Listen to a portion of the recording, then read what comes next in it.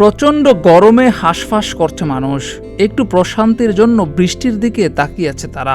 বৃষ্টি আসবে, তাপমাত্রা কমবে সেই প্রত্যাশায় মানুষ। কিন্তু এই বৃষ্টির সম্ভাবনা কতটুকু?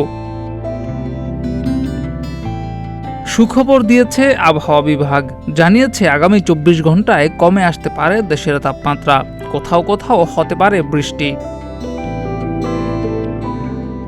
আবহাওয়া বিভাগ বলছে আগামী 24 ঘন্টার মধ্যে দেশের উত্তর পূর্বাঞ্চলের 2-1 জায়গায় অস্থায়ীভাবে ধমকা হাওয়া সহ বৃষ্টি বা বজ্রসহ বৃষ্টি হতে পারে।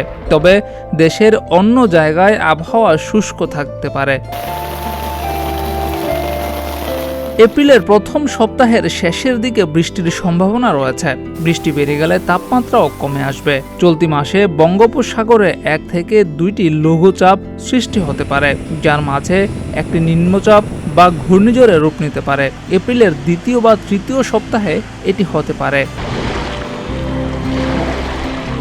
1 মাসের আবহাওয়ার পূর্বাভাসে আরও বলা হয়েছে এই মাসে 5 থেকে 7 দিন বজ্রসহ শিলাবৃষ্টি হতে পারে। কালবৈশাখী ঝড়েরও সম্ভাবনা রয়েছে। তবে একই সঙ্গে এই মাসে আরও 2টি তীব্র তাপপ্রবাহ আসতে পারে।